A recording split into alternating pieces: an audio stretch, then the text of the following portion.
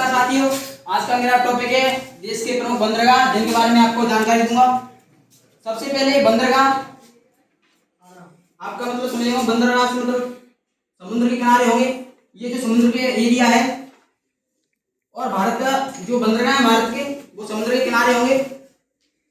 तो यहाँ देखेंगे सबसे पहले जो समुद्र से राज्य रखा है वो है गुजरात। गुजरात में सबसे पहले स्ट्रक्चर देखेंगे गुजरात का, तो क्या है, ये चाकू के टाइप का स्ट्रक्चर है गुजरात का। चाकू से आप क्या समझते? एक बार की बात है, एक आदमी ने चाकू से दूसरे आदमी का कत्ल कर दिया। गांव की भाषा में जाहिर सी बात है, क्या कहते हैं उसको? क्या कहते हैं? तो गांव में हल्ला मच गया, भाई उसने कांड कर दिया। कांड मतलब यहाँ पे बंद लगाया सबसे पहले कांडला, जो कि गुजरात में। अब वो कांड करेगा भाई, महाराष्ट्र भाग गया, महाराष्ट्र भाग गया। और महाराष्ट्र में मुंबई बंदरगाह जो देश का दूसरा बंदरगाह है, अगर वेस्ट साइड से लेंगे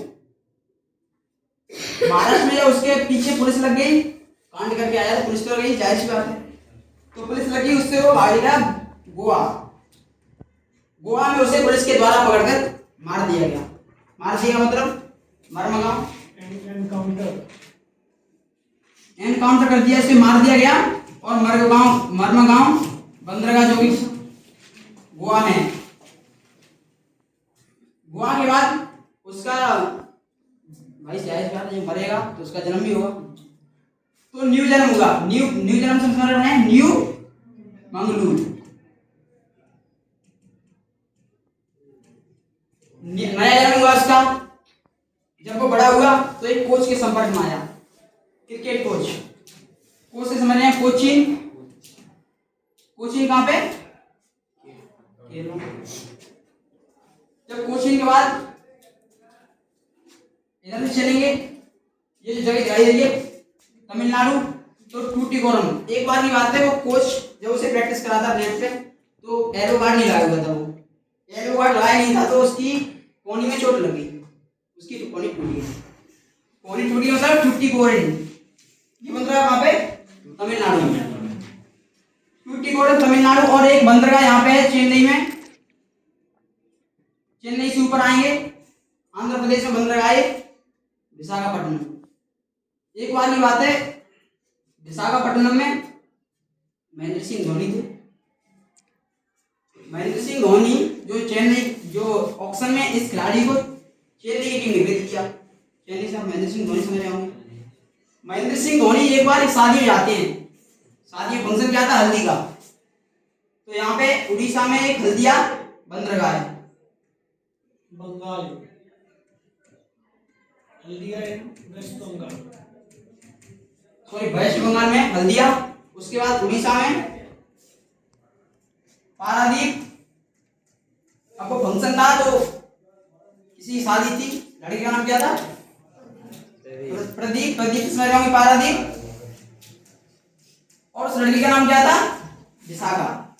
क्या नाम था? विशाखा। तो विशाखा नाम की लड़की की पारादीप से शादी हो रही थी, हल्दी का फंक्शन था।